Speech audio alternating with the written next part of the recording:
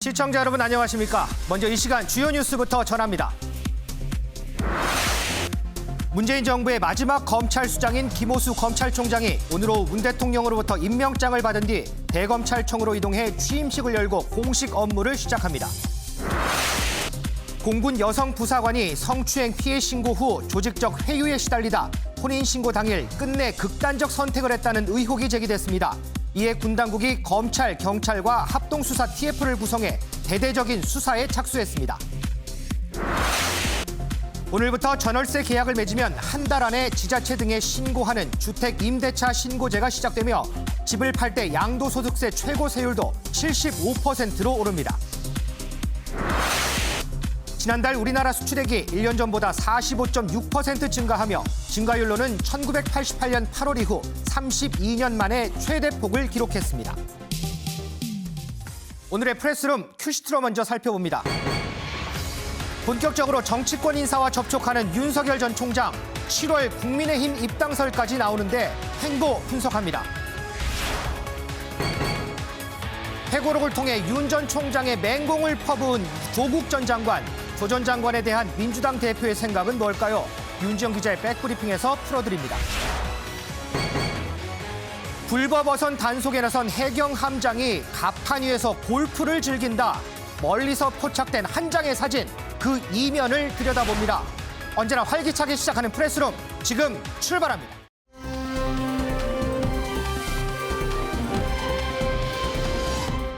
자, 먼저 고 손정민 씨 사건 관련 상황 짚어보겠습니다.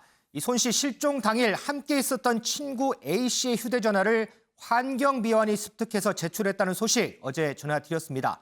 이 휴대전화 습득한 지 19일 만에 경찰에 신고가 된 걸로 파악이 되고 있는데 관련해서 리포트 먼저 보고 얘기 시작하겠습니다.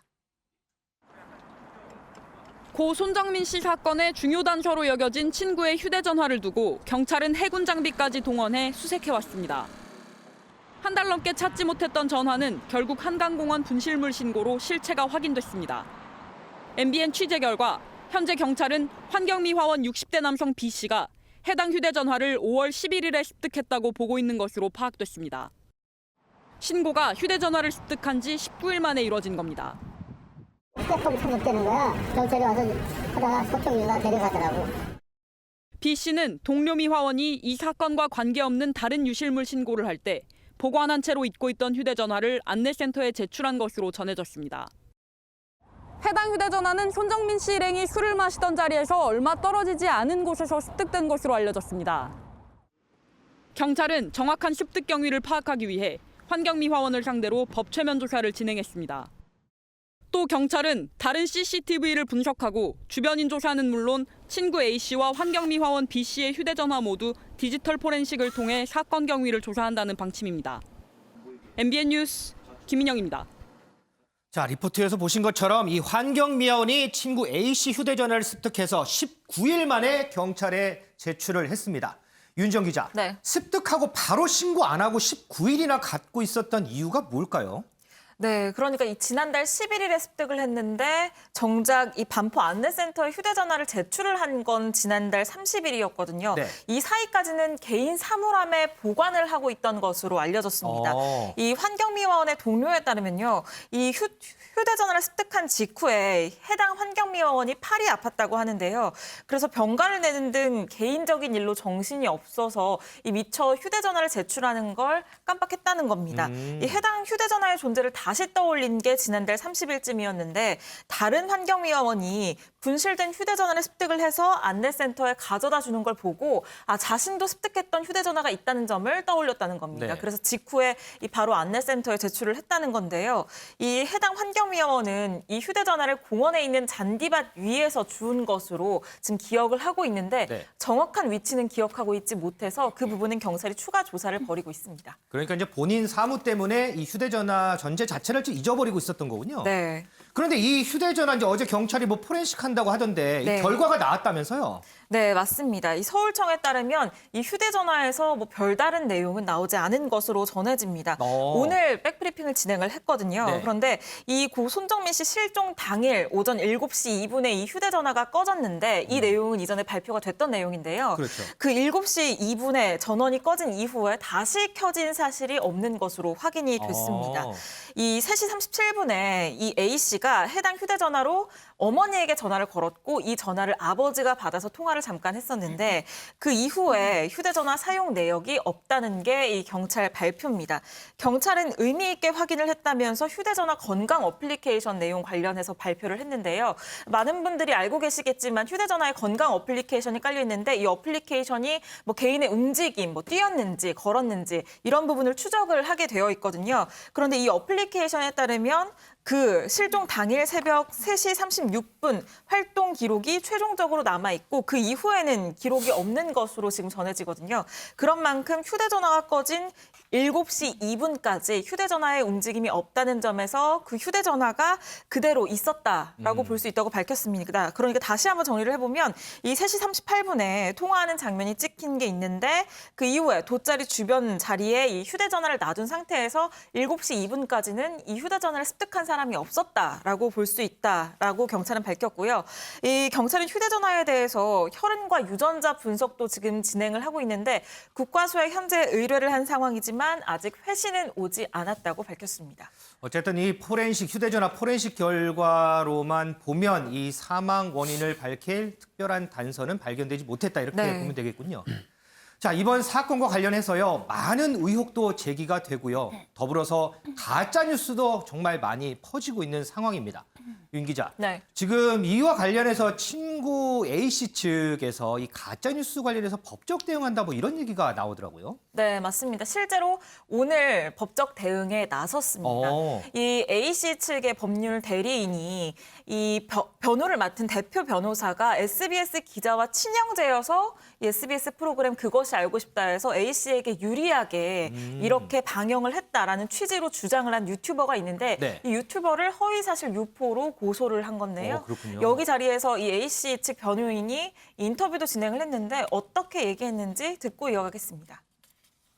채널을 운영하시는 분께서 저희 로펌 대표 변호사님과 모 기자님과 친형제 관계이고 아울러서 이번 A군 사태를 무마하기 위해서 모종의 거래를 했다는 그런 허위 사실을 유포하여서 거기에 대한 고소장을 접수하려고 왔습니다. 혹시 그럼 거기 나오는 내용에 대해서 전면 부인하시는 건가요?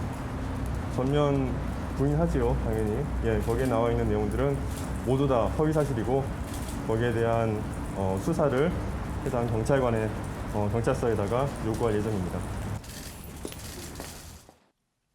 네, 이 해당 법무법인은 어제 오후에 SNS에 글도 올렸습니다. 공지글이었는데 A씨와 그 가족, 주변인들에 대한 허위사실 유포, 개인정보 공개, 명예훼손, 모욕, 협박 등 일체 위법 행위와 관련한 자료를 받기로 결정을 했다라면서 이 관련 자료가 있는 사람들에게 메일로 좀 보내달라 이렇게 요청을 한 건데요. 이 결국에는 법적 대응을 준비하고 있다라는 점을 적극적으로 알린 겁니다. 이 공지글에서 법무법인은 이렇게 법적 대응을 하는 이유에 대해서 이 언론을 통해서 수차례 위법 행위라고 멈춰달라고 간곡히 부탁을 드렸는데도 이 지속적으로 위법 행위가 이루어지고 있어서 이에 대한 법적 대응을 검토하고자 한다라고 밝혔습니다. 다른 건 몰라도 이 명백한 가짜 뉴스만큼은 법적으로 문제도 될 수 있고요. 이걸로 인해서 경찰 수사에 혼선도 줄 수 있다는 점 생각하셔야 될 것 같습니다.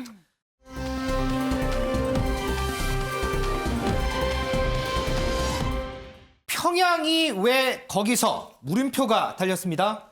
김현미 기자. 네. 평양이 왜 거기서? 이 평양, 북한에 있는 평양 얘기하는 거예요? 맞습니다. 대체 이 평양이 어디서 나왔다는 얘기인가? 바로 어제 폐막한 P4G 정상회의의 개막 영상에서 나온 겁니다. 네. 영상을 좀 같이 보면서 얘기를 해보면 이 영상을 보시면 2021년 P4G 서울 녹색미래 정상회의라고 지금 나오죠. 네. 그리고 이제 위성 영상인데 줌에 딱 아웃을 합니다. 아웃하면서 보이는 바로 저 지점.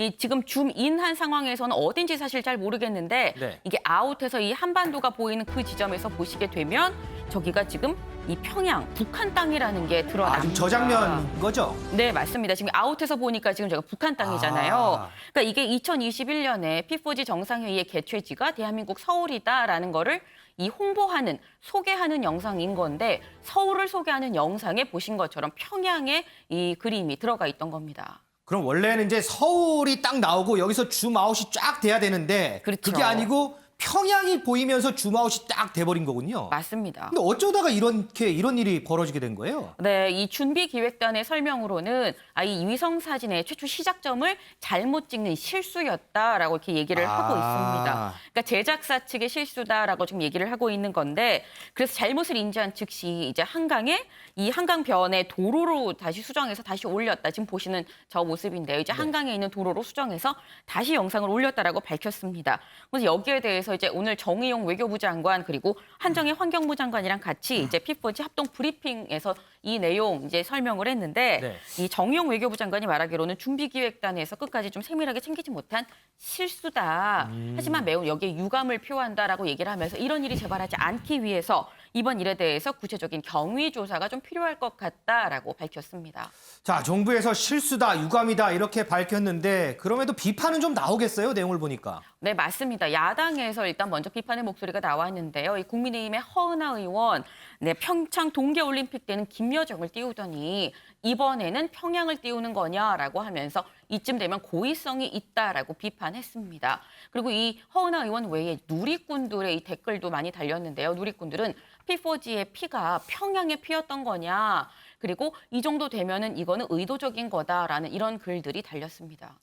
윤경호 의원님, 이 P4G 정상회의가 우리나라에서 처음 열리는 환경 분야 다자 정상회의다 이렇게 홍보도 참 많이 했거든요. 마지막까지 좀 세심하게 좀 살펴봤으면 어땠을까 하는 아쉬움이 좀 남긴 합니다. 그렇습니다. 그러니까 영상 제작사의 실수다. 거기까지는 좋아요. 근데 그걸 사전에 걸러내지 못한 게 대통령과 관련된 행사는 뭐라고 해도 무한 책임입니다. 무한 책임. 대통령이 국격을 보여줄 수 있기 때문에요. 그러나 제가 보기엔 그렇다고 해도 허은하 의원, 국회의원이신 분인데 그걸 이렇게까지 공격하는 거는 좀 과장이다.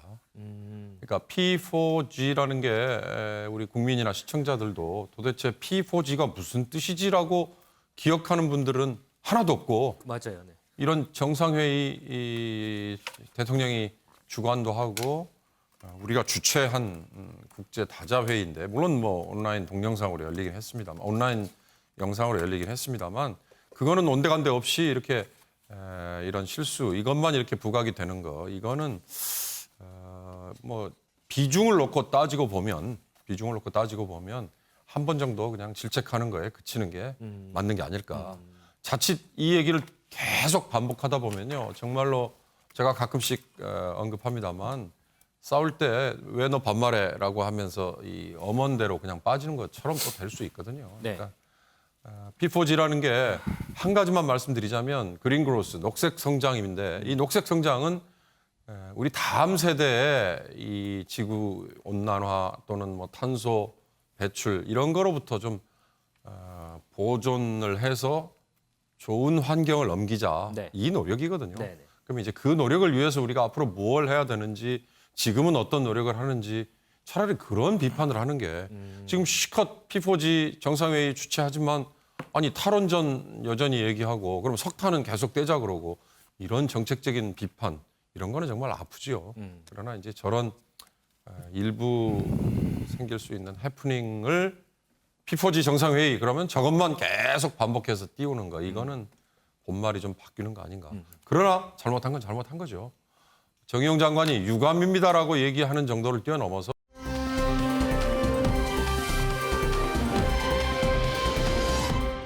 혜경님 나이스샷. 이동석 기자.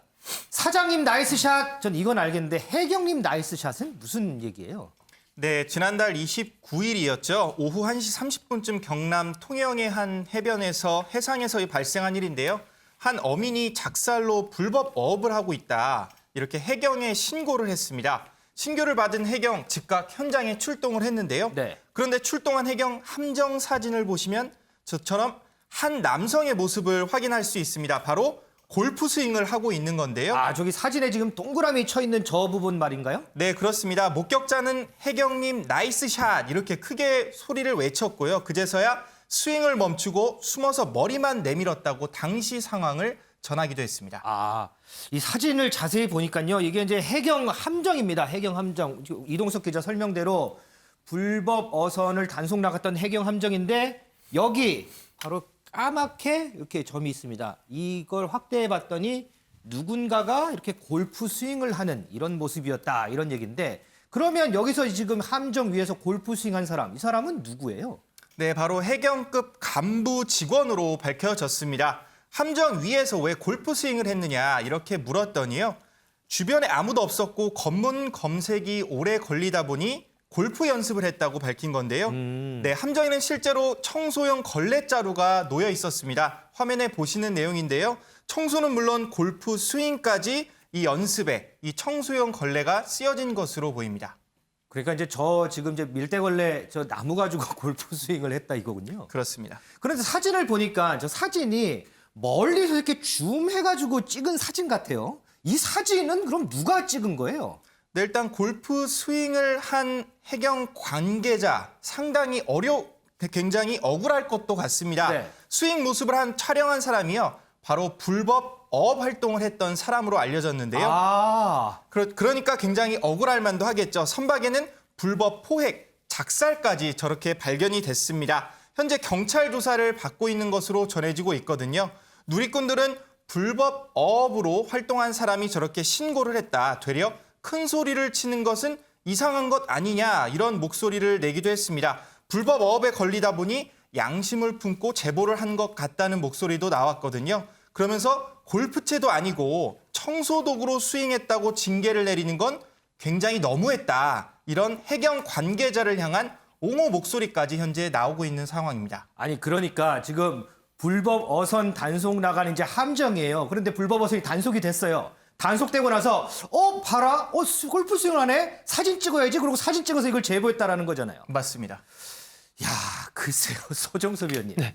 이거 보고 막 여러 얘기 나올 것 같아요. 아니, 뭐 물론 업무 중에 불법 어선 이 단속하는 중에 위에서 골프 스윙하는 게 잘한 것이냐, 뭐 이런 얘기도 나올 거고. 아니 그게 무슨 뭐가 문제야, 뭐 이런 얘기도 나올 거고. 아니 불법 어선 단속된 사람 이걸 찍어서 이거 제보해야 돼? 막 여러 얘기 많이 나올 것 같아요. 뭐 여러 가지 상황들이 많이 나오겠죠. 그런데 저런 상황은 어쨌든 이 단속하는 이 중 아닙니까? 단속이 진행되고 있는 중이기 때문에 사실은 저런 현장에서는 이 여러 가지 예측할 수 없는 일이 발생할 수가 있거든요. 이게 바다니까요. 예, 바다고 이 단속을 당하는 사람이 저항할 수도 있는 거고 그렇죠. 그런 과정에서 또 여러 가지 사건 사고가 생길 가능성도 있는. 우리가 이게 지나고 나서 보니까 그냥 평이하게 보지만 사실은 굉장히 이 어떤 위험한 위기가 발생할 수 있는 그런 현장이기 때문에 네. 그런 단속이 진행되는 와중에 저렇게 골프 스윙 연습을 했다라는 것은 일단 적절한 행동은 아닙니다.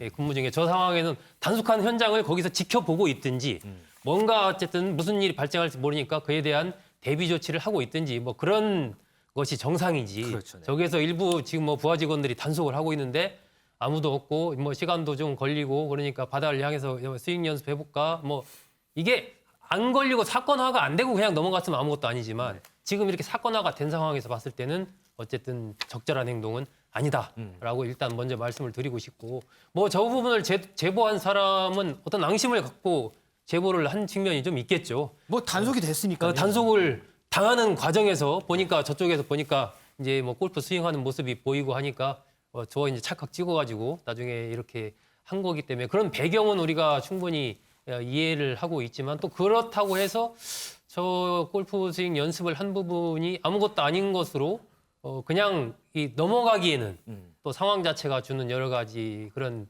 측면이 있어서 쉽진 않을 것 같다. 단지 이제 저 징계를 앞으로 이제 조사해서 네네. 그에 맞는 징계를 내리겠다고 해경이 밝혔으니까 그것은 좀 따져봐야 되겠죠.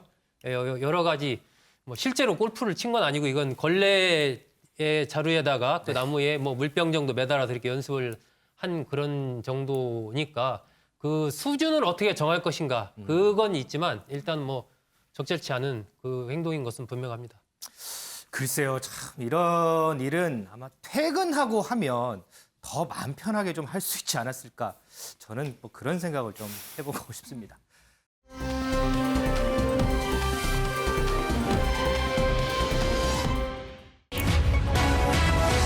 조국의 시간 없어서 못 판다. 조국 전 장관이 쓴 회고로 조국의 시간 오늘부터 판매에 들어갔는데요. 사전 예약부터 오늘까지 상당히 떠들썩하다고 합니다. 김은미 기자, 네. 이 책이 벌써 8쇄나 인쇄됐다면서요? 네, 맞습니다. 이제 저희가 어제, 그러니까 그 이전에 말씀을 설명을 드리기를 이 조국의 시간이란 책 서점에서 6월 1일 오늘부터 이거를 이제 보실 수 있습니다라고 말씀을 드렸는데 네. 그러면서 전해드렸던 게 사전 예약을 받는다고 했었습니다. 그런데 이 소위 사전 예약이 소위 말하는 대박이 났습니다.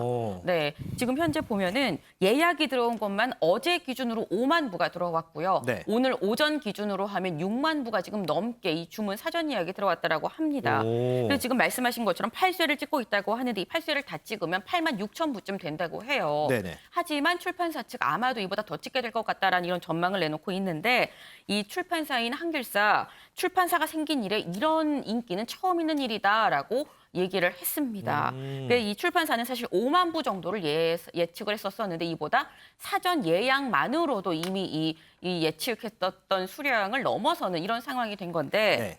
근데 저희가 6월 1일 날 이제 정식으로 이제 오늘 정식으로 이제 서점에 가면 발견하실 수 있다, 이 책을 찾을 수 있다라고 말씀을 드렸습니다만 보통 이렇게 정식 입고가 되기 전날 오후쯤 되면 이제 서점에 책이 다 들어옵니다. 그렇죠, 네네. 그래서 어제 사실 이 광화문에 있는 교보문고에 이 책이 들어왔었었는데 들어오기가 무섭게 그러니까 완판이 됐다라고 하는데요. 이 소식 조국 전 장관이 자신의 SNS를 통해서 알렸습니다. 이 조 전 장관 자신의 SNS에 이 교보문고 광화점에 내 책이 막 입고됐습니다라고 이제 글을 쓰면서 이 글의 중간에 이 글을 쓰는 순간 제 책이 완판됐다라고 합니다라는 이런 글을 올려서 이제 내 책이 완판됐다는 소식을 전했는데 현재 출판사에도 책이 지금 한 권도 남아있지 않은 상황이라고 합니다. 그러다 보니까 이 출판사도 SNS로 이 입장문이 아닌 입장문을 좀 올렸는데 인쇄소 기계가 아까 보신 것처럼 지금 쉴 틈 없이 돌아가고 있지만 주문량이 너무 많아서 배송일이 좀 늦어질 수 있으니까 양해를 좀 부탁드립니다라고 이제 글을 올렸습니다. 근데 이렇게 어제 어떻게 보면 서점을 스치듯이 지나갔던 이 조국의 시간 책 서점에서 잠깐 그 스쳤던 그 순간을 보면은 이 디스플레이라고 하죠. 이렇게 배치돼 있는 모습이 윤석열 전 총장의 책이랑 지금 좀 나란히 같이 배치된 모습을 좀 종종 볼 수 있었는데요. 그러게요. 아까 이제 사진 볼 때 저도 저 두 책이 왜 같이 있나 저도 참 궁금하긴 했어요. 네, 사실 이 조국 전 장관, 윤석열 전 총장 서로 상당히 뗄래야 뗄 수 없는 뭐 그런 인연이라면 인연일 수 있는데 그렇죠. 서점에서도 이 책을 좀 나란히 지금 배치를 하고 있는 모습이 좀 눈길을 끌었습니다. 자, 그런데 이동석 기자, 한 오픈마켓에서도 이 책 파는데 판매를 하는데 뭐 논란이 된다면서요? 왜 논란이 되는 거예요? 네, 바로 조국 전 장관과 윤석열 전 총장의 책이 한 묶음으로 팔린다. 여러분들 상상이 가시나요? 실제로 한 오픈마켓 사이트에서는요. 이 두 사람의 도서 세트 상품이 올라와 화제입니다. 세트가요? 네, 심지어 조국 전 장관을 비롯한 진중권 전 교수의 저서 묶음 세트도 판매가 될 예정이었는데요. 조국의 시간, 그리고 진보는 어떻게 몰락하는가. 이 두 책이 한 세트가 된 겁니다. 이에 대해 구독자들의 반응은 냉랭했는데요. 정신을 차려야 한다. 이 상품 판매 조합은 뭐냐? 이런 비난 섞인 목소리의 댓글들이 현재 이어지고 있습니다. 담당자가 제정신이냐? 이런 목소리도 나오고 있는데요. 이에 대해서 판매자는 상품을 내리도록 하겠다. 그런 목소리를 전했고요. 이해할 수 없는 상술에 현재 소비자들의 비난의 목소리는 계속되고 있습니다. 그러니까 이제 조국 전 장관 책을 판매하는데 소위 조 전 장관하고 대척점에 있는 인물의 책을 함께 묶어서 이걸 세트로 판매한다 이 얘기군요. 맞습니다. 윤경호 의원님, 우리가 이제 책 내용은 이제 좀 이따 살펴보기로 하고요. 최근에 이렇게 8쇄까지 인쇄한 책이 있을까 싶기도 한데 왜 이렇게 인기가 있는 걸까요? 이게 또 하나의 팬덤 뭐 이런 걸 수도 있고요. 그다음에 이제 조국 전 장관의 경우를 놓고 보면 지나친 옹호와 지나친 반대. 네. 이 둘로 확연히 지금 나뉘어 있지 않습니까? 극과 극의 반응이죠. 그렇습니다. 그러니까 이 조국 사태를 둘러싸고는 여러 층이 나중에 지내놓고 보니까 존재를 했지만 그 여러 층 중에 양극단에 있는 두 집단만 도드라지게 목소리가 컸던 걸로 나타났죠. 네. 그러니까 아무리 검찰이 이 정경심 교수 또는 조국 교수 본인의 뭐 위법, 불법 또는 부도덕한 여러 사례들을 기소도 하고 그다음에 뭐 언론 프레이라고 얘기하면 맞을지 모르겠습니다만 언론의 중간에 피의 사실을 알리고 해서 도덕성에 상당히 많이 상처를 줬잖아요. 그거를 아무리 내놔도 이 자기들이 옹호하고 지지하는 조국 전 법무장관에 대해서는 아니야, 전혀 문제가 없는 사람이야 라는 층이 있고요. 네. 또 그 완전한 극단에는 조국이라는 이 전 법무장관이 민정수석까지 지내고 그다음에 문재인 대통령의 가장 신뢰를 받는 측근인데 네. 이 살아있는 권력을 검찰이 이렇게 어려운 상황에서도 여기까지 밝혀낸 것만 해도 어디냐라는 또 하나의 극단의 검찰 옹호 이게 있었잖아요. 이번의 경우는 처음에 말씀드린 그 극단의 세력이 여전히 똘똘 뭉쳐서 움직이는 셈이다. 그러니까 아마 물론 우리 기자들처럼 취재를 위해서나 아니면 도대체 책이 어떤 내용이길래 그런가라는 상당히 좀 객관적인 입장에서 네. 책을 사서 본 분들도 있겠죠. 그렇죠. 네. 그러나 이렇게 나오자마자 날개 돋친 듯이 팔려버리고 그냥 완판이 될 정도의 반응은 말씀드린 그런 극단적인 지지층 이들에 의한 좀 심하게 말씀드리면 좀 조직적인 움직임일 수도 있는 거죠. 그때 뭐 어저께까지 나온 얘기가 뭐 인증샷 뭐 이런 것들도 돌고 네, 그랬다고 하지 않습니까? 그런 점에서 과연 바람직할까? 이제 내용을 가지고 조국 전 장관이 본인이 해명을 하고 본인의 입장을 설명을 한 이게 논리적으로 아니면 법률적으로 뭐 아니면 또 다른 측면에서 내용을 가지고 조목조목 이건 맞다 틀리다라는 차원으로 가다 보면 조금은 차분해지지 않을까라는 생각이 드는데요. 그러나 이미 그러기에는 정치적인 파장이 굉장히 커져버렸다. 뭐 이미 아까 앵커가 처음 시작할 때 이제 송영길 당대표의 시간 뭐 이런 표현도 했잖아요. 네네. 이제 조국 전 장관에 대해서 지금 민주당 차원에서 뭐 당 차원의 사과를 해야 되는 거 아니냐. 그런 아니다. 얘기죠. 예. 이런 사태까지 넘어가 버렸으니까 이거는 또다시 조국 전 장관 얘기가 앞으로 정치권의 중요한 소용돌이의 하나의 기폭제가 돼버리는 그런 걸로 지금 가고 있는 형국인 것 같습니다. 자, 그러면 없어서 못 판다는 조국의 시간, 그 안에는 어떤 내용이 담겼는지 차근차근 알아보도록 하겠습니다. 윤정 기자. 네. 먼저 이 책 안에 윤석열 전 총장 관련해서 얘기가 많다면서요? 네, 맞습니다. 윤 전 총장 빠질 수가 없겠죠. 특히 윤 전 총장이 자신을 수사한 것과 관련한 입장을 밝히면서 문재인 대통령을 언급하기도 했습니다. 이 관련 내용을 좀 소개를 해드리면 이 조국 전 장관은 책을 통해서 2명의 대통령을 감옥에 보낸 윤석열, 조국 수사와 함께 검찰개혁 공방이 진행되는 어느 시점에 문 대통령도 잠재적 피의자로 인식하기 시작했다라고 주장을 했습니다. 그러면서 이 당시 검찰은 문재인 정부를 살아있는 권력이 아니라 곧 죽을 권력, 죽여야 할 권력으로 판단했다라고도 기술을 하고 있고요. 특히 제8장 검찰 쿠데타의 소용돌이 이 부분에서는 이 검찰을 절대 반지를 낀 어둠의 군주로 윤 전 총장의 측근을 이 검찰 교도들로 묘사를 하고 있고요. 이들이 검찰 개혁을 방해하고 문재인 정권을 무너뜨리기 위해서 자신을 표적으로 삼았다고 주장했습니다. 뿐만 아니라 서초동에서 진행됐던 조국 수호 촛불 집회에 대한 언급도 있었는데요. 네. 이 촛불 집회 현장에는 수많은 야유와 풍자 그림이 등장했다. 윤석열 총장을 검찰 춘장, 윤짜장이라고 비하하는 여러 종류의 그림이 주목을 받았다라고 얘기를 하면서요.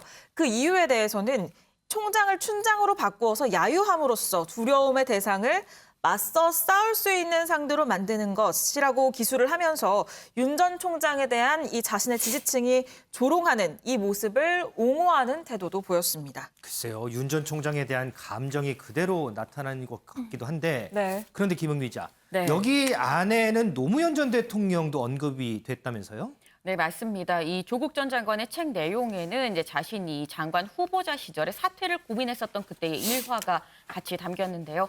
그때 내가 사퇴를 고민할 때 이제 주변에 여권 인사들이 나를 만류를 하면서 검찰, 언론, 야당의 지금 이런 공세 행태가 노무현 전 대통령 그리고 그 측근들을 잡았었던 그때의 상황이랑 상당히 같다라고 나한테 말을 했다라는 내용이 있습니다.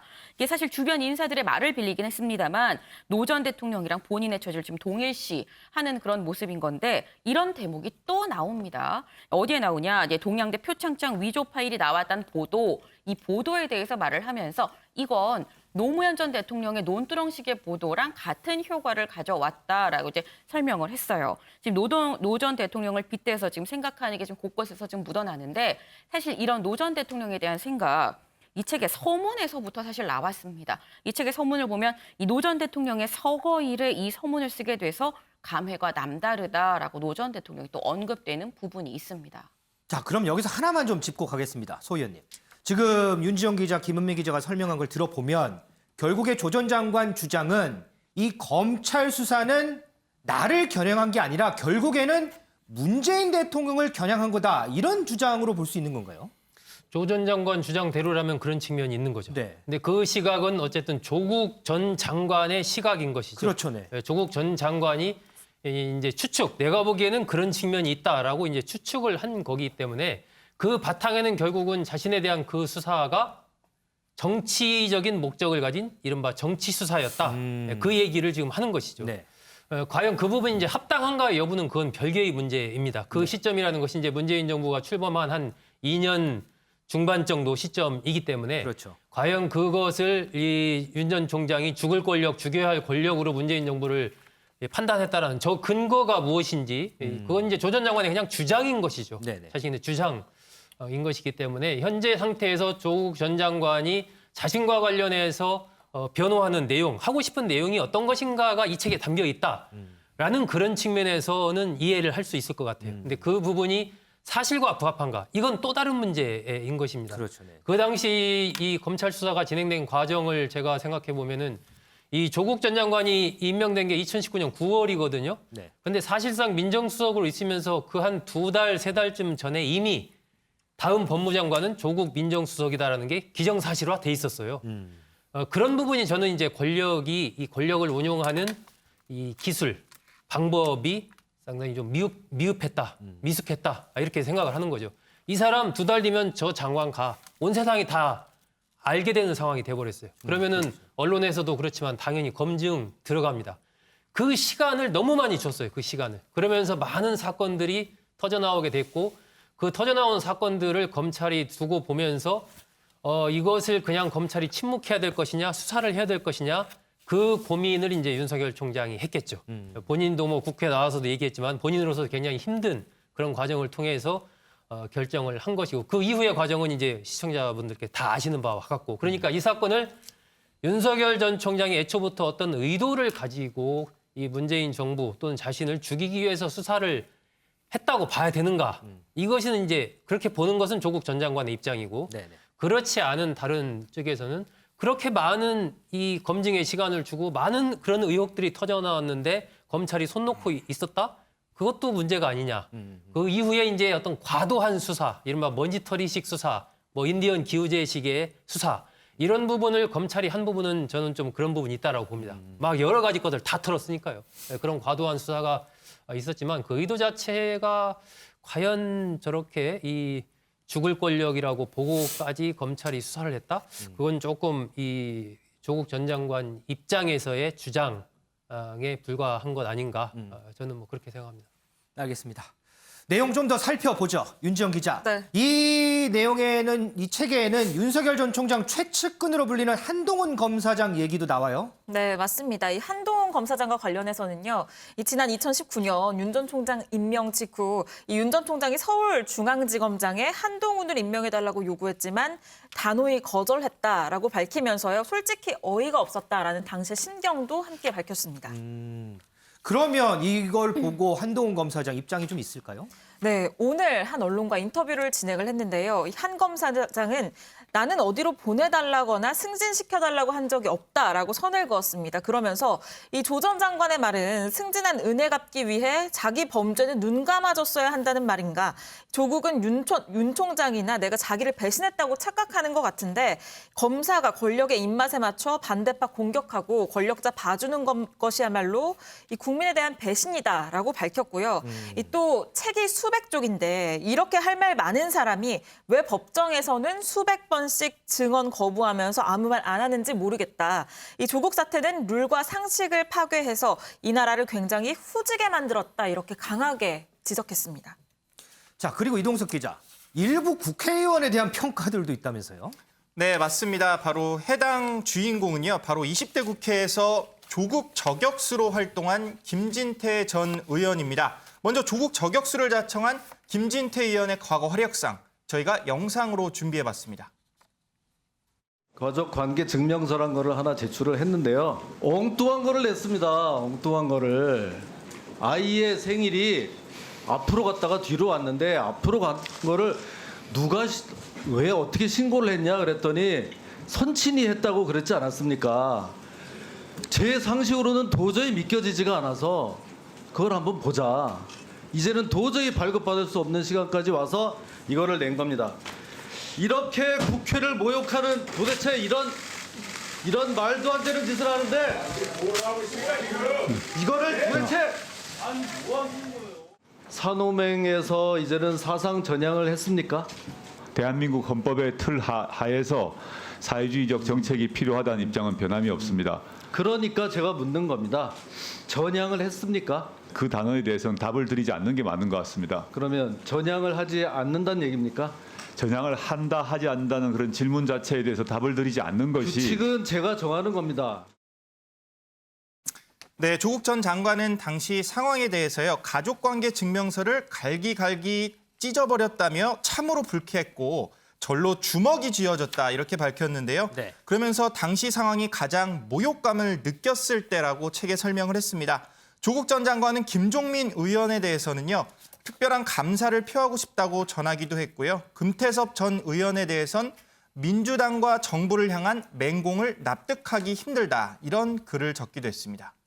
지금까지 책 내용 살펴봤습니다. 어제도 잠시 전해드렸지만 민주당 내에서 이 책 출간을 놓고 갑론을박이 벌어집니다. 그렇다면 내일이면 당대표 취임 한 달이 되는 민주당 송영길 대표는 이 조국의 시간에 대해서 어떻게 생각을 할까? 내일 취임 한 달 기자회견을 하는데 송 대표의 발언에 많은 관심이 쏠립니다. 이 얘기 윤지영 기자와 백브리핑에서 나눠보도록 하겠습니다.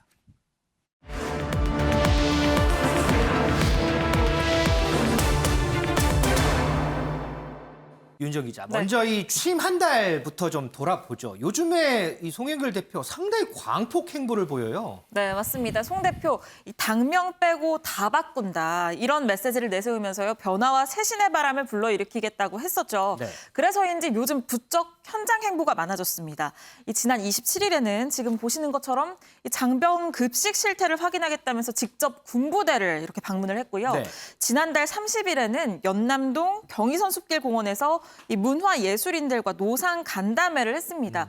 그런데 이 과정에서 난처한 상황들도 맞닥뜨렸는데요. 이 군부대 방문 당시에 이 군이 선보인 도시락을 보고 송 대표 이렇게 이야기를 했습니다. 이렇게 도시락을 이거 우리 왔다고 특별히 만든 거 아니죠? 아닙니다. 원래 이렇게 네, 계획된 겁니다. 네. 그런데 저때 당시에 이 도시락이 논란이 됐던 이 격리장병의 부실 도시락과 판이한 모습이어서 여당 대표용 특식이다라는 비판이 온라인에서 일었고요. 맞아요. 문화예술인 노상 간담회에서는 또 이런 이야기를 했습니다.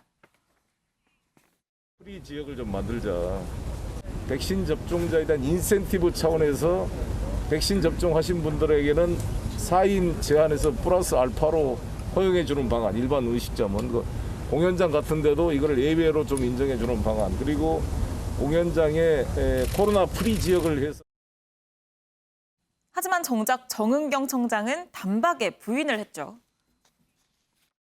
예방접종자만을 위한 그런 어떤 지역이나 이런 부분들은 미접종자에 대한 차별이 제기가 될 수 있기 때문에 어느 정도 예방접종을 진행하면서 추가적인 그런 조치들은 검토할 계획임을 이미 말씀을 드린 바가 있습니다. 그런데 이 현장 행보하는 데 있어서도 보니까 쓴소리가 참 많이 나오던데 당 내에서도 비판들이 좀 있나 봐요. 네, 맞습니다. 바로 첫 일정부터 도마에 올랐습니다. 이 현충원을 찾아서 박정희 전 대통령의 묘역을 참배를 하면서요. 방명록에 국가 발전을 위한 대통령님의 헌신을 기억합니다라고 썼고요. 이승만 전 대통령 묘역 방명록에는 대통령님의 애국 독립 정신을 기억한다라고 썼습니다. 이 민주당 대표의 발언으로는 극히 이례적인데요. 이런 행보에 강성당원들은 이 제정신이냐라면서 집중 포화를 퍼부었습니다. 이뿐만 아니라 송 대표는 문재인 대통령의 핵심 공약에 대한 비판도 서슴지 않았는데요. 관련 영상 준비해봤습니다. 공공임대주택은 일시적으로는 돈이 없을 때 살 수 있지만 평생 거기서 살아면 누가 사겠습니까? 낙인 효과도 있고 공공임대주택 다닌다고 애들도 초등학교에서 차별을 받는, 우리가 낙인 효과를 없애려고 무상급식을 보편 지급으로 했던 건데 공공주택도 일시적으로 있지만 여건이 나아지면 언제든지 여기를 떠나고 싶어 하는 게 인지상정 아니겠습니까? 초반기에 너무 급속히 올린 게 약간 우리가 좀 최저임금위원회가 결정한 거라 사실 정부가 통제하기는 어려워요.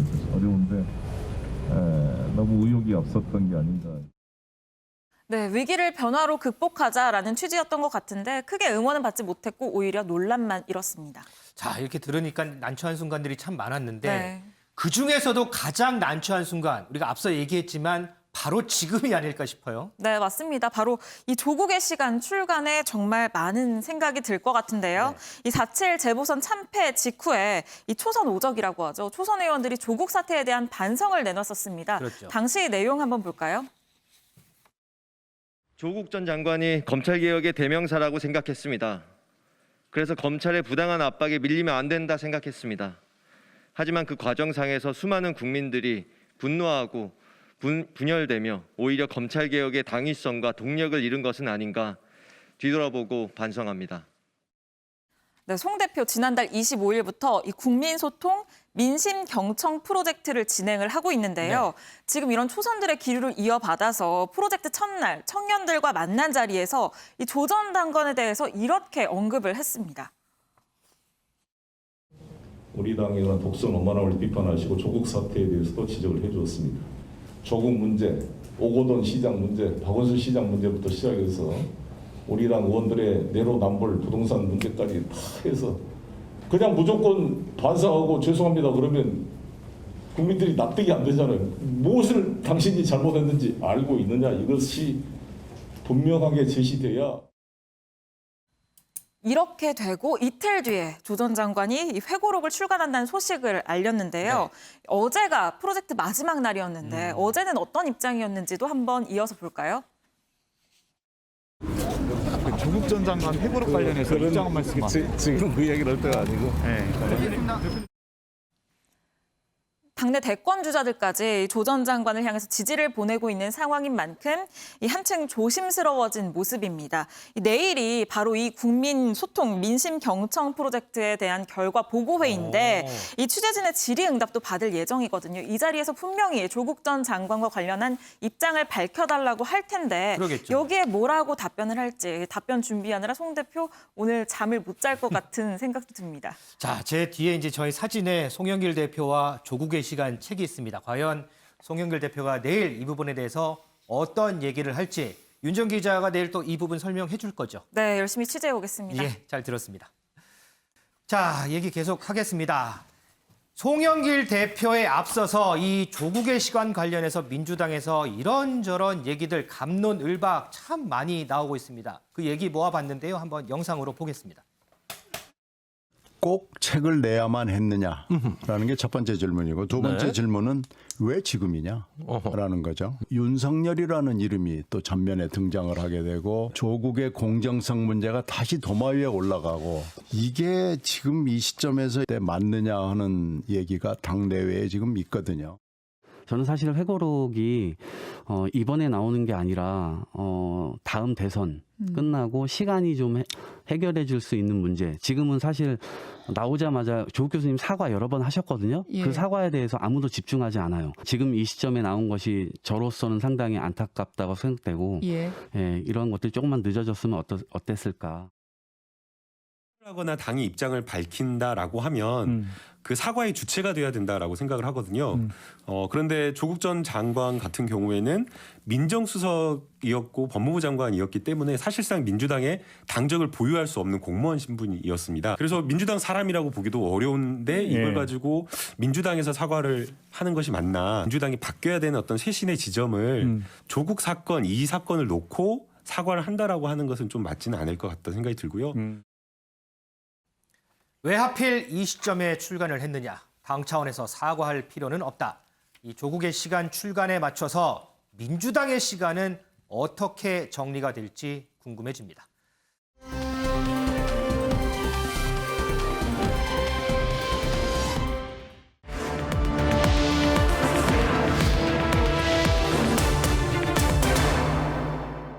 윤정 기자, 먼저 이 취임 한 달부터 좀 돌아보죠. 요즘에 이 송영길 대표 상당히 광폭 행보를 보여요. 네, 맞습니다. 송 대표 이 당명 빼고 다 바꾼다 이런 메시지를 내세우면서요 변화와 쇄신의 바람을 불러일으키겠다고 했었죠. 네. 그래서인지 요즘 부쩍 현장 행보가 많아졌습니다. 이 지난 27일에는 지금 보시는 것처럼 이 장병 급식 실태를 확인하겠다면서 직접 군부대를 이렇게 방문을 했고요. 네. 지난달 30일에는 연남동 경의선 숲길 공원에서 이 문화예술인들과 노상 간담회를 했습니다. 그런데 이 과정에서 난처한 상황들도 맞닥뜨렸는데요. 이 군부대 방문 당시에 이 군이 선보인 도시락을 보고 송 대표 이렇게 이야기를 했습니다. 이렇게 도시락을 이거 우리 왔다고 특별히 만든 거 아니죠? 아닙니다, 아닙니다. 원래 이렇게 네, 계획된 겁니다. 네, 네. 그런데 저때 당시에 이 도시락이 논란이 됐던 이 격리장병의 부실 도시락과 판이한 모습이어서 여당 대표용 특식이다라는 비판이 온라인에서 일었고요. 맞아요. 문화예술인 노상 간담회에서는 또 이런 이야기를 했습니다. 프리 지역을 좀 만들자. 백신 접종자에 대한 인센티브 차원에서 백신 접종하신 분들에게는 4인 제한해서 플러스 알파로 허용해 주는 방안, 일반 음식점은 공연장 같은 데도 이걸 예외로 좀 인정해 주는 방안, 그리고 공연장에 코로나 프리 지역을 해서. 하지만 정작 정은경 청장은 단박에 부인을 했죠. 예방접종자만을 위한 그런 어떤 지역이나 이런 부분들은 미접종자에 대한 차별이 제기가 될 수 있기 때문에 어느 정도 예방접종을 진행하면서 추가적인 그런 조치들은 검토할 계획임을 이미 말씀을 드린 바가 있습니다. 그런데 이 현장 행보하는 데 있어서도 보니까 쓴소리가 참 많이 나오던데 당 내에서도 비판들이 좀 있나 봐요. 네, 맞습니다. 바로 첫 일정부터 도마에 올랐습니다. 이 현충원을 찾아서 박정희 전 대통령의 묘역을 참배를 하면서요. 방명록에 국가 발전을 위한 대통령님의 헌신을 기억합니다라고 썼고요. 이승만 전 대통령 묘역 방명록에는 대통령님의 애국 독립 정신을 기억한다라고 썼습니다. 이 민주당 대표의 발언으로 극히 이례적인데요. 이런 행보에 강성당원들은 이 제정신이냐라면서 집중 포화를 퍼부었습니다. 이뿐만 아니라 송 대표는 문재인 대통령의 핵심 공약에 대한 비판도 서슴지 않았는데요. 관련 영상 준비해봤습니다. 공공임대주택은 일시적으로는 돈이 없을 때 살 수 있지만 평생 거기서 살아면 누가 사겠습니까? 낙인 효과도 있고 공공임대주택 다닌다고 애들도 초등학교에서 차별을 받는, 우리가 낙인 효과를 없애려고 무상급식을 보편 지급으로 했던 건데 공공주택도 일시적으로 있지만 여건이 나아지면 언제든지 여기를 떠나고 싶어 하는 게 인지상정 아니겠습니까? 초반기에 너무 급속히 올린 게 약간 우리가 좀 최저임금위원회가 결정한 거라 사실 정부가 통제하기가 어려워요. 사실 어려운데 너무 의욕이 앞섰던 게 아닌가. 네, 위기를 변화로 극복하자라는 취지였던 것 같은데 크게 응원은 받지 못했고 오히려 논란만 일었습니다. 자, 이렇게 들으니까 난처한 순간들이 참 많았는데 네. 그중에서도 가장 난처한 순간, 우리가 앞서 얘기했지만 바로 지금이 아닐까 싶어요. 네, 맞습니다. 바로 이 조국의 시간 출간에 정말 많은 생각이 들 것 같은데요. 이 4.7 재보선 참패 직후에 이 초선 오적이라고 하죠. 초선 의원들이 조국 사태에 대한 반성을 내놨었습니다. 그렇죠. 당시 내용 한번 볼까요? 조국 전 장관이 검찰개혁의 대명사라고 생각했습니다. 그래서 검찰의 부당한 압박에 밀리면 안 된다 생각했습니다. 하지만 그 과정상에서 수많은 국민들이 분노하고 분열되며 오히려 검찰개혁의 당위성과 동력을 잃은 것은 아닌가 뒤돌아보고 반성합니다. 네, 송 대표 지난달 25일부터 이 국민소통 민심경청 프로젝트를 진행을 하고 있는데요. 지금 이런 초선들의 기류를 이어받아서 프로젝트 첫날 청년들과 만난 자리에서 이 조 전 장관에 대해서 이렇게 언급을 했습니다. 우리 당에 대한 독선 오만함을 비판하시고 조국 사태에 대해서도 지적을 해주었습니다. 조국 문제, 오고돈 시장 문제, 박원순 시장 문제부터 시작해서 우리 당 의원들의 내로남불 부동산 문제까지 다 해서 그냥 무조건 반성하고 죄송합니다 그러면 국민들이 납득이 안 되잖아요. 무엇을 당신이 잘못했는지 알고 있느냐 이것이 분명하게 제시돼야. 이렇게 되고 이틀 뒤에 조 전 장관이 이 회고록을 출간한다는 소식을 알렸는데요. 어제가 프로젝트 마지막 날이었는데 어제는 어떤 입장이었는지도 한번 이어서 볼까요? 조국 전 장관 회고록 관련해서 입장 한 말씀 하세요. 지금 그 얘기를 할 때가 아니고. 당내 대권 주자들까지 조 전 장관을 향해서 지지를 보내고 있는 상황인 만큼 이 한층 조심스러워진 모습입니다. 내일이 바로 이 국민 소통 민심 경청 프로젝트에 대한 결과 보고회인데 이 취재진의 질의응답도 받을 예정이거든요. 이 자리에서 분명히 조국 전 장관과 관련한 입장을 밝혀달라고 할 텐데 그러겠죠. 여기에 뭐라고 답변을 할지 답변 준비하느라 송 대표 오늘 잠을 못 잘 것 같은 생각도 듭니다. 자, 제 뒤에 이제 저희 사진에 송영길 대표와 조국의 시간 책이 있습니다. 과연 송영길 대표가 내일 이 부분에 대해서 어떤 얘기를 할지 윤정 기자가 내일 또 이 부분 설명해 줄 거죠? 네, 열심히 취재해 오겠습니다. 예, 잘 들었습니다.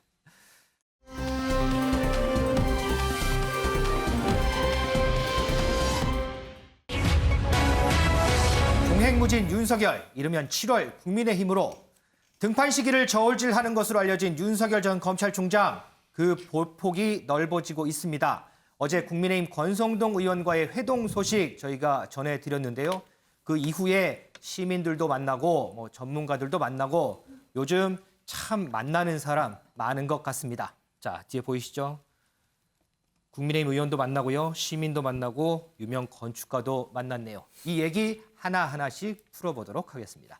자, 김은미 기자. 네. 최근에 이 정치인들 만남이 참 잦은 것 같은데 누구 만난 걸로 지금 확인이 돼요? 네, 저희가 어제 권성동 의원에 대해서 말씀을 드렸었는데 권 의원 외에도 다른 야당 의원 이 최소한 2명 이상은 만난 것 같습니다. 네. 먼저 이 초선의 윤희숙 의원인데요. 이 윤희숙 의원 하면 저는 임차인입니다. 이 발언으로 상당히 좀 유명하죠. 그렇죠. 네, 근데 이 발언으로 경제학자 출신인 게 좀 확실하게 각인이 됐었었는데 이 윤희숙 의원의 지역구 서초갑입니다. 바로 이 윤석열 전 총장이 살고 있는 바로 그 지역구인데요. 네, 그러니까 윤 전 총장 자신의 본인 지역구 의원이라서 먼저 만난 건지 아니면 경제학자이기 때문에 어떤 경제 정책에 대해서 좀 논의를 하기 위해서 만난 건지는 알 수 없습니다만 이 지난주에 윤희숙 의원이랑 같이 만난 사실이 확인이 됐습니다. 그 외에 또 누굴 만났나? 이 고향 친구라고 이제 자칭 스스로 이 윤석열 지킴이를 자처하는 의원이죠. 바로 5선의 정진석 의원인데요. 이 정진석 의원도 이 지난달 26일에 윤석열 전 총장을 만났다라고 합니다. 그리고 어제 말씀드렸던 이 권성동 의원까지 지금 이 국민의힘 의원으로만 지금 3명을 만난 걸로 알려졌는데 이제 알려진 게 3명인 거지 여기서 누구를 더 만났을 수도 있긴 합니다. 그렇기 때문에 최소한 야당 의원 3명이나 만났다. 좀 보폭을 넓히고 있다라고 볼 수 있겠습니다. 자, 지금 확인된 것만 정치인 3명인데 그렇다면 이동석 기자. 윤 전 총장이 정치인들을 만나서 과연 어떤 얘기를 했을까 궁금한데 아무래도 대선 출마 이 부분이 좀 핵심이지 않을까 싶은데 어때요? 취재 한번 해봤어요? 네, 맞습니다. 지난주 수요일 저녁이었습니다. 윤석열 전 총장과 저녁 식사를 한 정진석 국민의힘 의원에게 제가 오늘 오전에 직접 통화를 해봤는데요. 당시 분위기가 어땠는지 정진석 의원의 목소리 함께 듣고 오시겠습니다. 지난주 수요일 날 저녁쯤 할 수 있냐고 물어봐서 서울의 그 한정식 집 방에서 둘이서 소주 한 잔 마셨어요. 예. 뭐 그런 옛날 얘기도 좀 나누면서 주로 고향 얘기 많이 했습니다. 내가 그런 얘기는 했어요. 그 정치 참여 선언을 할 때 국민의힘 입당 결심도 좀 해달라. 네, 이런 바람을 내가 전했죠. 제가 그 당 안팎의 그 여론이나 윤 총장에 대한 어떤 기대 이런 걸 좀 소상하게 제가 전달을 했고 정권 교체를 완성해야 된다라는 공동의 목표도 확인했고 그러니까 뭐 사실 윤 총장은 지금 뭐 선언만 안 했을 뿐 정치 활동을 이미 시작한 거로 봐야 되는 거 아닙니까? 또 정치 참여를 기정사실화했다고 봐야 되는 것이고요. 네, 국민의힘 내 최다선 의원을 윤 전 총장이 직접 만난 건데요. 이 자리에서의 핵심은 윤 전 총장이 과연 대권 행보에 나설 거냐 바로 이 부분인 것 같습니다. 정진석 의원은 정치 활동을 이미 한 것으로 봐야 한다면서 대권 행보가 확실하다는 입장을 전하기도 했는데요. 국민의힘으로 입당할 가능성에 대해선 입당 결심을 해달라는 바람을 전했다. 지속적으로 윤 전 총장의 입당을 요구할 것을 예고하기도 했습니다. 정 의원과 윤 전 총장은 충남 출신 고리가 있는데요. 당내 최다선 의원으로 영향력이 있다는 점, 그리고 꾸준히 윤 전 총장의 대권 출마를 요구했다는 점에서 둘의 만남이 앞으로 어떻게 전개될지 관심이 쏠리고 있습니다. 자, 그리고 이 기자, 지금 이제 좀 전에 화면에 나왔는데 강릉 찾았을 때 사진도 많이 공개가 돼요. 지금 요 사진인데, 근데 이걸 보니까 마치 정치인이 민생 행보하는 그런 사진 같아요. 네, 저도 그렇게 생각하는데요. 윤 전 총장의 행보가 민심 행보에 나섰다. 이런 현재 목소리가 나오고 있습니다. 세 가지 예를 들을 수 있을 것 같아요. 먼저 윤 전 총장의 복장을 함께 보실까요? 수수한 차림에 그야말로 사람 냄새가 나는 모습입니다. 식당 관계자와 어깨 동무를 하는 등 굉장히 스킨십도 아주 친밀한 모습을 보이고 있는데요. 또 한 가지는 바로 강릉 중앙시장을 방문했다는 점입니다. 중앙시장 하면 일단 한정식집도 근처에 많을 텐데 왜 시장을 방문했느냐? 바로 정치인에게 있어 빼놓을 수 없는 곳이 바로 시장이기 때문인데요. 그렇죠, 맞아요. 실제로 윤 전 총장이 방문했다는 말에 수많은 인파가 시장에 몰려들었다고 합니다. 친절하게 시민들의 사진 요청에 응했다는 점도 윤 전 총장의 본격적인 민심 행보와 무관치 않아 보입니다. 이 사람 냄새가 난다는 거, 이건 이동석 기자 생각이 아니고 현장에서 뭐 들리는 이런저런 얘기 중에 하나인 거죠? 그렇습니다. 자, 그리고 김은미 기자. 윤 전 총장 하면은 전문가한테 이 대권 과외 수업 받는 거 유명하잖아요. 이것도 계속 되는 거죠? 네, 이 각 분야 전문가들을 만나서 공부하는 시간도 계속 갖고 있는 것으로 보입니다. 저희가 이전에 이 노동 전문가, 외교 안보 전문가 만나기도 하고 또 반도체 연구소도 가고 뭐 블록체인 회사까지 방문을 했었다는 이 소식 전해드렸었는데 이번에는 유명한 건축가이기도 한 유현준, 이 홍익대 교수를 만났습니다. 이 유현준 교수, 이 TV 교양 프로그램에 나오면서 상당히 좀 대중적인 인지도를 지금 쌓았는데요. 이 유현준 교수는 최근에 이 문재인 정부의 어떤 이 부동산 정책에 대해서 상당히 좀 쓴소리를 많이 내놨었던 그런 인물입니다. 근데 이 유현준 교수를 만나서 최근에 이 LH 투기 사태 그리고 부동산 문제에 대해서 좀 논의를 했다라고 하는데 특히 알려지기로는 이 재건축 문제에 대해서 유현준 교수가 좀 중소형으로 재건축을 좀 활성화하면 좋을 것 같습니다라고 말을 하니까 여기에 대해서 윤석열 전 총장 공감의 뜻을 나타냈다라고 합니다. 이렇게 보폭을 넓히는 윤 전 총장, 그러면서 자연스럽게 등판 시기에 관심이 모아집니다. 이런 상황에서 김은미 기자, 국민의힘 입당 얘기가 구체적으로 나오는 것 같아요. 네, 맞습니다. 일단 이 측근들의 말로는 뭐 아직도 정해진 바는 없다라고 좀 공식적으로는 그렇게 얘기하고 있습니다. 하지만 이 야당 관계자들의 얘기에 따르면 이르면 7월, 늦어도 8월에는 국민의힘에 합류할 것 같다라는 이런 얘기가 솔솔 흘러나오고 있는데요. 이 실제로 이 주변 윤 총장의 측근들을 좀 취재를 해봐도 8월쯤이 될 것 같다라는 얘기가 흘러나왔었는데 사실 앞서서 저희가 전해드린 것처럼 야당 의원들을 상당히 많이 만났다라는 소식 전해드렸잖아요. 그렇죠. 근데 야당 쪽에서 7월, 이르면 7월, 늦어도 8월에는 올 것 같다라는 얘기가 흘러나온다는 거. 혹시 만약에 윤 전 총장이 직접 야당 의원들을 만나서 이런 이야기를 이르면 7월 초 그러니까 아니면은 8월에 내가 국민의힘에 들어가겠다라는 얘기를 했다라고 한다면 윤 전 총장의 마음이 이미 그 시기를 정했다라고도 볼 수 있을 것 같습니다. 윤 의원님, 최근에 정치권 인사를 많이 만납니다. 그런데 그 정치권 인사가 국민의힘 현역 의원들입니다. 제3지대냐 국민의힘 입당이냐. 국민의힘 입당으로 정리가 된다고 봐야 하나요? 뒤로 시간을 미룰수록 새로운 정치 세력을 구성하고 만드는데 이미 시간을 놓쳤다, 기회를 놓쳤다 이렇게 봐야 되겠죠. 대선이 내년 3월 9일인데 물리적인 시간을 역산을 해보면 그 사이에 전국적인 조직을 갖춘 정당을 새로 결성을 한다. 정당을 왜 새로 결성하느냐? 기존의 정치 세력에 많은 유권자와 국민이 염증을 느끼고 있기 때문에 새로운 세력을 기다리고 있다. 뭐 이런 거 아니겠어요? 네. 전형적인 모델이 프랑스의 마크롱 대통령이잖아요. 본인은 사회당 출신으로 사회당에서 심지어 장관까지도 했단 말이에요. 네. 의원도 하고. 그랬던 사람이 뛰쳐나와서 당을 만들어서 불과 1년 만에 마크롱도 전혀 경쟁 세력이 없었던 건 아니에요. 극우 세력이었던 르팽이라는 네. 극우 정치 세력과 경쟁을 해서 어찌됐든 승리를 거머냈는데 지금 윤석열 총장의 경우는 흔히 말하는 정치 활동을 할 수 있는 터전, 영어로 얘기하면 플랫폼이라고 하지 않습니까? 네. 그게 바로 정당인데 이 정당을 둘러보면 대안이 없잖아요. 지금 제가 말씀드린 것처럼 제3의 세력으로서 정치 정당을 지금 만드는 거는 뒤로 갈수록 시간을 놓치게 되는 거고 시간이 너무나 짧은 거고 그렇다면 지금 야당밖에 없는 거죠. 지금 여당에 간다는 거는 뭐 지금 상황상 어불성설이고 네.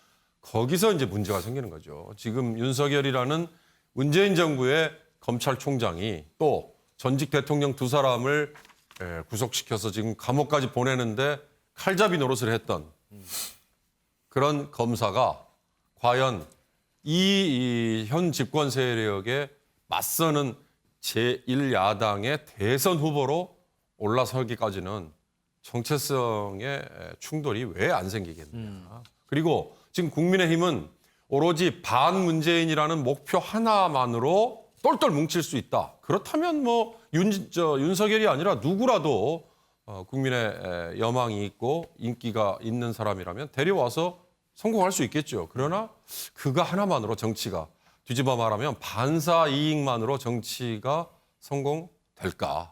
이런 것들이 윤석열 총장 본인이 자꾸 지금 본격적인 선언을 하거나 아니면 내년 대선에 한번 도전을 해보겠다라고 얘기하는 거를 뒤로 결정하는 거를 뒤로 미루는 게 아닌가. 저는 그런 생각이 드는데요.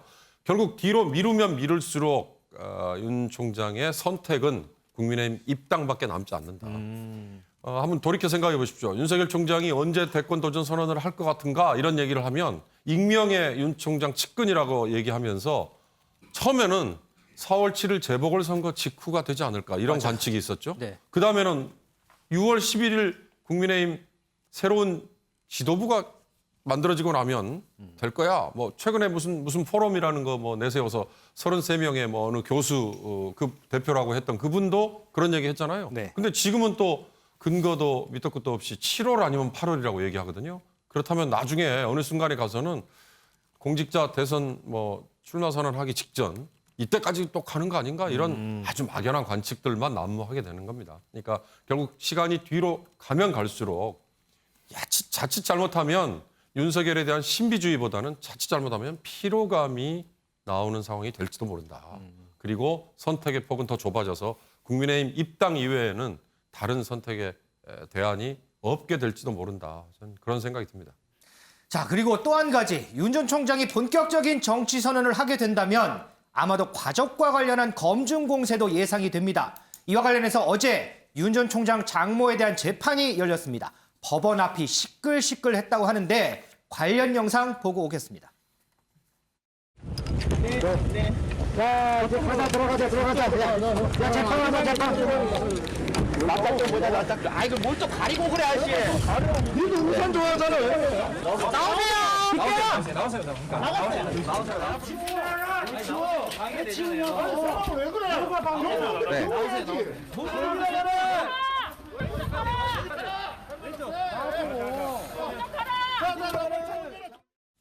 네, 검찰이 윤 전 총장 장모에 대해서 징역 3년을 구형했습니다. 1심 선고 7월에 있을 예정입니다. 다음 달 7월 윤 전 총장에게는 아마 중요한 순간인 것 같습니다. 가족 관련해서 1심 선고도 있고요. 국민의힘 입당 여부도 주목을 받을 것 같고요. 더불어서 오는 11일 치러지는 전당대회도 윤 전 총장에게 영향이 있을 것 같습니다.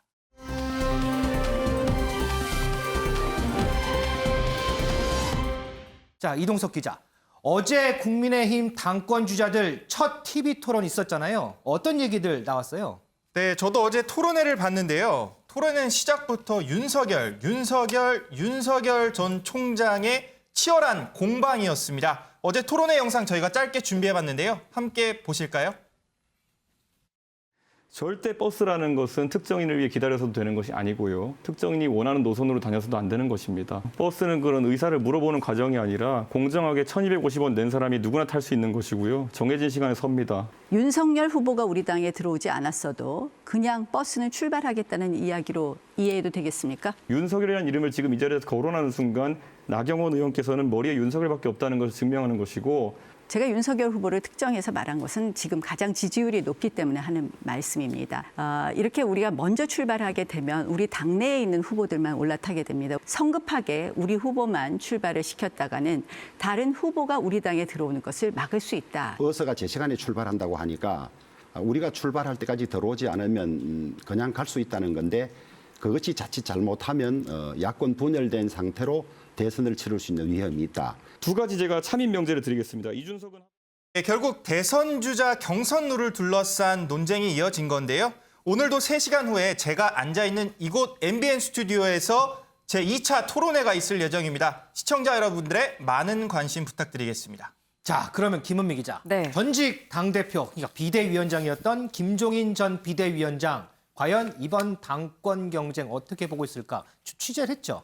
네, 저도 궁금해서 김종인 전 비대위원장 어떻게 생각하는지 궁금해서 직접 물어봤는데요. 같이 들어보실까요? 이준석 전 최고위원이 당대표 될 가능성이 좀 높아지는 것 같잖아요. 가능성을 어떻게 보세요? 여론조사상으로 보면은 가능할 거라고 봐요. 그럼 윤석열 전 총장이 지금 국민의힘에 들어오는 걸로 마음을 정했다라는 보도. 나는 그거는 난 관심이 없어요.